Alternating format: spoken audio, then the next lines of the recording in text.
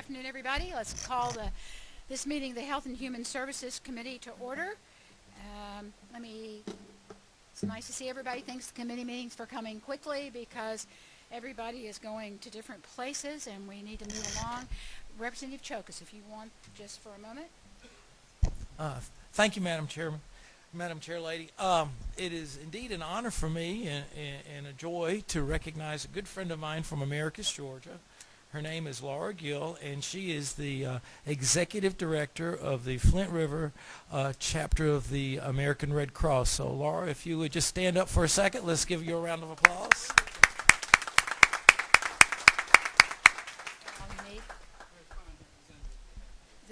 That's it. Okay.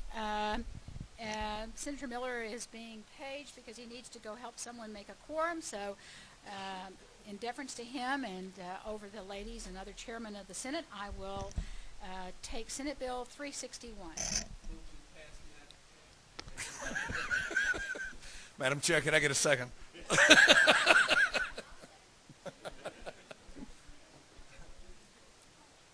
Tell you to go to your room. Let's do. Behave yourself. Okay. Thank you Senator very much, Miller. Madam Chair, and thank you for your spirit, Representative Mitchell. Historically, the Joint Commission on Accreditation of Hospitals, JCAHO, has been the only organization allowed by the Centers for Medicare and Medicaid to accredit hospitals in Georgia, and that's due to the limitations imposed by the Georgia Code. On September 26 of 2008, the U.S. Centers for Medicare and Medicaid approved Det Norske Veritas, DNV, by granting them deeming authority for hospitals. DNV was established in 1864 and it has over 300 offices in 100 countries. They have a worldwide reputation for quality and integrity in certification standards and development and risk management in a wide range of industries, specializing in hospitals of all sizes. Any hospital accredited by DNV is deemed to be in compliance with Medicare conditions of participation, the same as JCAHO. Currently, DNV provides accreditation for over 230 hospitals in the U.S. 5 hospitals in Georgia have moved from JCAHO to DNV, and many other hospitals across the state would consider the move. There are 9 provisions within the Georgia Code that refer specifically to JCAHO, and these sections need to be addressed to refer to any nationally accredited organization. 361 is a simple housekeeping bill that will update the Georgia Code in compliance with federal level for the Centers for Medicare and Medicaid. And I would ask if there are any questions. I'd be happy to answer them. And I also have folks who would like to speak if that's appropriate. Okay. Questions for the senator from the committee? Representative Chokas. Thank you, Madam Chairman. Senator Miller, just out of curiosity, you have to help me here. The Joint Commission on Accreditation of Hospitals, and then you said a nationally recognized healthcare accreditation body. Could you mention or name a few of the other bodies that are nationally? I cannot, but I think we have folks in the gallery that can. If we could answer that question shortly. Thank Yes, you. sir. All right. We have somebody who would like to speak to that. Madam Chair, members of the committee, I'm Deb Bailey, and I'm the Director of Government Affairs for the Northeast Georgia Medical Center. We are one of those 5 hospitals that have moved from Joint Commission to DNV, and we did that about 1 year ago. As a matter of fact, we had our annual review last week. DNV does review your hospital on an annual basis instead of a 3-year basis, and in addition to that, it helps with all the hospitals that are interested in doing like Lean, Six Sigma, or other organizational type structures that have been in other industries. But to answer your question, there are no other entities. Since CMS recognized deemed hospitals, there's only been one entity in the entire history, and that's been Joint Commission. About 10 years ago, CMS decided that they would deem Joint Commission. Before that, they just recognized them. When they recognized them and said, we will now start deeming organizations to accredit hospitals, then that opened it up for other entities to be accredited. There's only been one entity, and that is DNV. It took them 4 years and many millions of dollars for CMS to recognize them. However, with that said, CMS has the exact same standards for DNV or Joint Commission. It does not matter. The standard is the same. The difference is how you meet that standard. You're allowed a little less prescriptive ability, but the standards are CMS, and they are the same for Joint Commission or DNV. Those are the only two entities that's recognized by CMS to accredit a hospital. Deb, and I think I can call you Deb, having known you since you were a student nurse, Yes, ma'am. as your faculty member. So it's my understanding that the difference was originally if you had a problem, they would tell you how to solve it. I mean, you would have to solve that problem in a specific way, even if there were other accepted ways to go about solving that problem. You were giving no latitude, right? That is correct, Madam Chair. And so with this new agency, you would have that latitude or more latitude towards solving a problem. Is that Well, what it allows you to do is if a standard is the same from CMS, but if a 50-bed hospital wanted to address a standard in a specific way, and a 700-bed hospital might want to address that standard differently, it would allow for some flexibility in that. The standard is the same. Right. Okay, thank you. Yes. Representative Watson. Just for educational purposes, the hospitals, or your particular hospital that you represent, wanted to switch from J-code to this entity because of why? And then the follow-up question, is it less expensive? I'll answer the second question first. The cost is the same. And my organization is the Northeast Georgia Medical Center, and this is the Georgia Trend magazine. And in this, you will see that the Northeast Georgia Medical Center is ranked #1 in 8 of the 10 categories according to health grades. Our organization has had a quest for excellence for a number of years.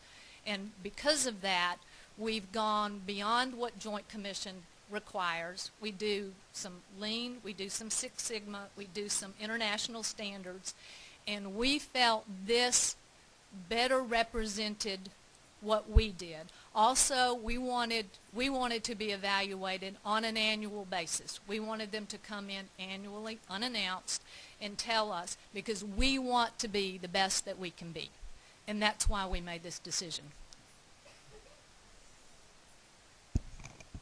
Thank you, Madam Chair. You said the cost was about the same, and being going through the site visit every year. Is it the same for across 3 years, or I'm just trying to understand when you mean it's the same?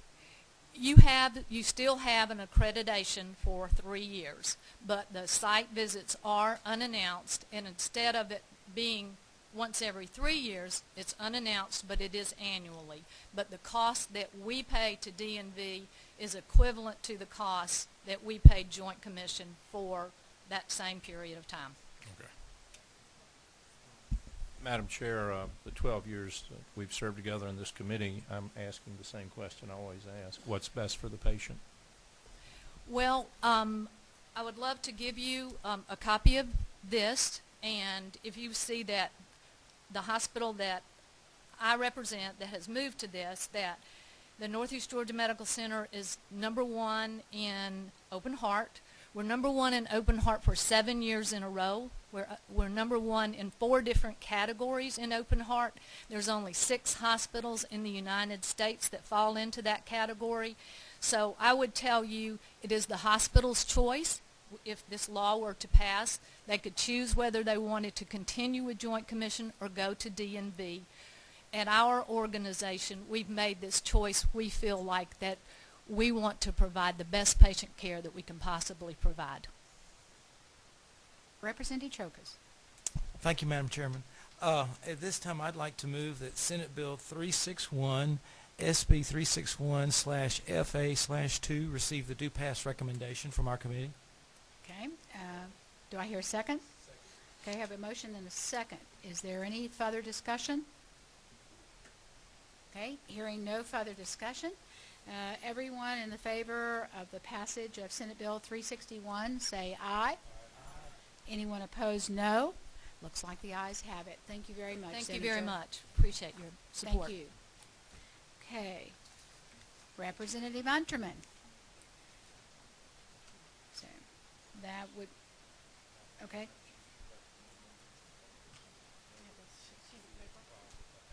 Oh, it's Senate Bill 407. Thank you. Oh, That's okay. I did it all day yesterday in the health committee. oh, really? Okay. So, I called a couple of y'all senators and called a couple of my senators representatives. It's that time of year. sorry. Thank you, Madam Chairman, and I bring before you Senate Bill 407, and this bill did go through the Senate Health Committee, passed unanimously, went to the Senate floor and passed. I don't think there was a dissenting vote on it. This bill came to me from the Department of Community Health, and it is a bill to dissolve the Health Strategies Council, which was created by legislation in 2008. And I thought it was very appropriate, since new governor has the Red Tape Commission, that this would be a perfect fit for that, of cutting bureaucracy. The appointments to that particular committee have never been made, and there is no intention from the current governor to make any appointments. So it is the wishes of the department to move on and to dissolve the council, and that's what the language does, is strike through the creation of that council. And the department can move on, like I said, and if it's needed, they can create ad hoc committees to perform the functions that this was originally designed for. Okay, thank you very much. Questions from the committee for Chairman Unterman? Representative Watson. Just at appropriate time, I would make a motion that we do pass in this spirit of reducing red tape for government. Okay, that's a big issue over here, and Representative Wilkinson wanted me to point out that Senator Unterman did come first from the House. We're glad to have you over on this. Yeah, right. We're glad to Where I have learned you. the ropes. We're glad to have you over in the Senate as a calming and thoughtful voice. Are there other questions for the Senator, for Chairman Unterman? Okay, seeing no questions, we have a motion. Do I hear a second? Okay, we have a motion and a second. Any further discussion? Not. Everyone in favor of the passage of Senate Bill 407, say aye. Anyone opposed? No. Ayes have it. Thank you very much. Thank you. I appreciate it, Sorry Madam for Chairman. the Thank you, members of the committee. slight wait. Okay, Goggins. Okay, Senator Goggins. All right, Senate Bill 338. Thank you, Madam Chair and members of the committee. I bring for you consideration of Senate Bill 338, and each of you know and fully understand that there are a large number of uninsured and underinsured people in this state. And for health care reasons, one of the answers to this is sometimes your free clinics, volunteer clinics, and the providers in these clinics are usually working with, for no fee, working free of charge and volunteering themselves. Presently, we have 94 free and volunteer clinics in this state. And also we have times where, for instance, last August, there was a mission of mercy at Woodstock Baptist Church. And during that time, 1,000 volunteer dentists, hygienists, and people came in and served almost 3,000 people, estimated about $1.6 million worth of free dentistry. And so with that, the bill I'm offering to you today is amending the Georgia Volunteers in Dentistry and Dental Hygiene Act. And currently, a retired dentist or hygienist can receive from our Georgia board a special license to work in this state free of charge. This expands it to anyone with an active license. Now, it's very, very difficult. You've got to make sure these people are clean. They have to have unrestricted, so no restrictions placed on their license by any board. No sanctions or disciplinary actions have been opposed by any board. and they're not under probation or suspension by any board. So it's a pretty tough goal they have to reach. But anytime we can bring someone in that's willing to give of their time to serve for free, I think that's a good thing for the Georgia. And whoever asked, was it good for the patient a while ago, I think that's a good thing. I'll yield for questions. Questions for Senator Goggins, who I will tell new members is also a dentist and I think a orthodontist. Yes, ma'am. Practiced orthodontist. Representative Watson. I apologize again. I thank you, Senator Goggins, for bringing this, but at the appropriate time, I'd like to enter a motion. I think it's certainly when a senator who's orthodontist brings a bill for volunteer dental care, I think that leads a lot of credence to that. Thank you very much. Thank you. Okay. Representative Wilkerson. That is that you change your mind and run for re-election. Otherwise, this doesn't pass. Accepted. It's Thank you. unanimous. That's right. You're very kind. Thank you very Betsy, much. Oh, Betsy's not here. We won't know where to put that in the bill. Can we? Representative Reinders is good at that. So anyway. Thank you so Okay. much, Madam Chair. That actually is a standalone bill, unworthy of an amendment. But I truly just want you to know, Senator, and I've been watching you work for some time, what really a dedicated public servant you've been, and I thank you personally for that. In regards to this particular piece of legislation, which I just think is outstanding, are we seeing other states kind of follow this? I just got to think that if we see things like what happens with a Katrina, that it's really important, God forbid, that we be able to go in there and all types of medicine and make sure we cut through the red tape and be able to help in instances like natural disasters. Do you have any kind of feel of what other states are doing in this regard? Because I just think it's a great piece of legislation. Representative Reinders, I do not. They're, There's my friend.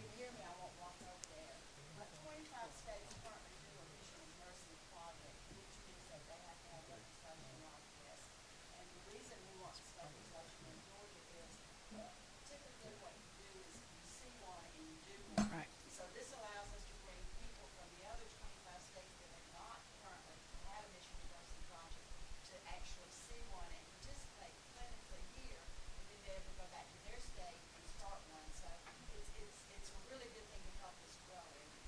Thank you, Ms. Martha, and thank you again, Senator. And I would like to tell you, I asked Martha why they weren't going to do it again this year, and I thought she was going to faint because it took 2 years of detailed planning to get this under board. And I would say to every representative here, if they do it again in 2 years, please try to go and see this operation. It's like a huge MASH unit with extractions going on one place, cleanings going on one place, fillings going on one place, x-rays in another place, and nobody running into each other and handling 2,000 patients. It was amazing. And so for the dentists across our state, I've said this over and over again, we are greatly appreciate their work. And for some of the new members, you probably don't know, but until they worked with St. Joseph's Hospital to hire a dentist at one of their health clinics, the leading reason for going to the Grady emergency room was a toothache. And, when your teeth hurt, everything hurts. And so it is a major problem in our state, especially in the hard economic times. Any other questions from the committee? Okay, Representative Watson, I'm ready. Yes, certainly. I make a motion that this do pass. Okay, we've got a motion and a second. Any other further discussion? No. Everyone in favor of the passage of Senate Bill 338, say aye. Aye. Anyone opposed? No. The ayes have it. Thank you, Senator Goggins. Thank you, And committee. we Thank were you, Madam serious Chair. about the reconsideration on leaving us. Okay, we need to stand down for a few minutes. I don't think anybody wants to leave. The Rules Chairman in the Senate has a bill to present, and he had a meeting. Pardon? He is? Okay. So we are at ease.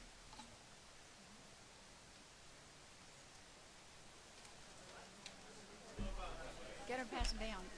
William, okay. Okay, if I can call the meeting back to order. Do we give you enough time, Senator?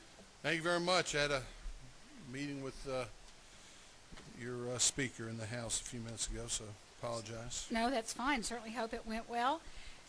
Okay, we're back in order, and if everybody will give the Senator your attention for Senate Bill 346. Senator. Senate Bill 346, I'll just speak for a minute, and if you have questions, I'll have to go over the history with you, but I won't necessarily do it unless you want to do it. But if you do, I'm more than willing to. But the pharmacy laws in Georgia basically have not allowed mail order inside the state. There are a couple exceptions to that. We can talk about them if you'd like to. But the pharmacist came to me back in November and said, we would like to be able to do what Kaiser does. If you notice, words Kaiser aren't in the bill anywhere, but we've called it a closed panel HMO or something like that. There is one, that's one of the exceptions. Kaiser has a facility, I think, up in Norcross. And they were, before the law passed a few years ago, they were able to distribute in 49 states. The only state they couldn't distribute in was the state that they were located in. So we changed the law to allow Kaiser to distribute inside the state. The pharmacists would like to also do that very thing, and you know, maybe in my area it's not that big of a deal, but I think if you get out in more rural areas, somebody might have to come a bunch of miles to go to the pharmacy to pick up their prescriptions. This way the pharmacist could mail the prescription from his office in Adel, Georgia to the patient that's maybe 20 or 30 miles away. So the pharmacists have asked that we also allow pharmacists to do what Kaiser has done. And there's a couple other changes in here. There's one that has to do with the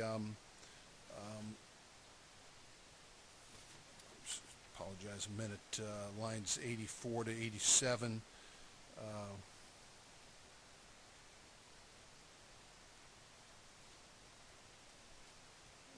I'm thinking about 91 to 95, remote order entry, which was an issue that some folks had that we put in the bill as well. And there's some changes on the back that basically allow Grady to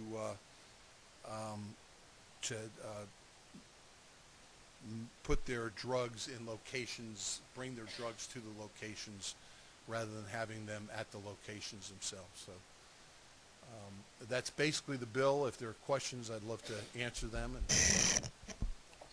Okay, questions for Chairman Balfour? Representative Watson. Thanks, Senator Balfour. I appreciate you bringing this. I understand that we are the last state that will allow pharmacies in our state to mail to patients, and I want to appreciate you bringing this bill, and when the time is appropriate, I would love to enter a motion for due pass. Are you sure you don't want to let Representative Harden have that privilege? I will be happy to defer. I know. Representative Harden. Thank you, Madam Chair, and thank you, Senator Balfour, for bringing this bill. I think this is a bill that will be good for the practice of pharmacy, good for the patients, and will also help our local pharmacies compete on an even level with the out-of-state mail-order pharmacies that have been shipping in here. So appreciate you bringing it very much, and if you don't mind, Dr. Watson, I would like to. Okay. So, and at the appropriate time. Okay. Any other questions for the Senator? We have no further questions, so Representative Harden. All right, I move due pass. We have a due pass. Do I hear a second? Second. We have a second. Any further discussion? If not, everyone in favor of passing Senate Bill 346, say aye. Aye. Everyone opposed, say no. The ayes have it. Thank you very much for coming, Senator. Appreciate it. Okay. Thank you. On your desk, I'm going to use the chairman's prerogative to ask you to consider another bill. I've just passed it out. Does everybody have a copy? It's Senate Bill 489. Okay, and Representative Reinders is going to present the bill. Thank you, Madam Chair. I hope, if it pleases the Chair, I'd like to be able to present from where I'm at, okay, given the briefness of the bill. I hope Dr. Watson is ready to make his make us a motion on this, because if we can get a pharmacy bill without any questions, That would be amazing. yeah. Well, so this is going to pass without him reading it. Well, wait a minute. Let's remind Representative Watson that, once you get past Macon, be really careful and don't drive too fast, because there's no trauma system that will get you in time to make sure that you survive without serious injury. So just be careful. Go ahead, Representative I also think Reinders. that's important over in Savannah, where they had that sugar plant fire. Well, it is. It's down in his area. Very good. Okay. Basically, we know we've got a trauma commission and a trauma network that we're establishing. All this bill simply does is make them report to the Health and Human Services Committee in the House and in the Senate to us every year exactly what they're doing and how they're fulfilling their mission statement. And I frankly don't know how this escaped us the first time, but it just happens in the excitement of providing reasonable medical services to all of Georgia that we somehow miss this. But this is kind of a no-brainer, and I ask for your favorable consideration if there's no questions. Okay. Questions for Representative Reinders? Representative Watson. Just at the appropriate time, I certainly would like to. I just must remind the committee that Chatham County actually voted for the trauma bill, and I think it may have been Southwest Georgia that may have been a little bit of an issue, but as... Well, you're so much better on TV with those commercials than I was. Well, I'd like to tell you that Cobb County came and supported you also on that, and we have fairly good trauma coverage. Representative Purcell. Well, at the proper time, since I have Representative Ben Watson's name in front of me, I'd like to make the motion. Are there any other questions on this, serious questions from the committee? No other questions. Representative Purcell. I'd like to pass Senate Bill 489, SB 489/FA/2. pass. I have a motion. Do I hear a second? Second. Okay, we have a motion and a second. Is there any further discussion? I will tell you the trauma people that run the trauma network are in agreement with the wording on this as it came out of the Senate. There's no other questions. Everyone in the favor of the passage of Senate Bill 489 say aye. Aye. Everyone opposed say no. Well, looks like the ayes have it, and we are adjourned at one of our shortest meetings ever. If you're going home, have a nice couple of days. Now that's good government.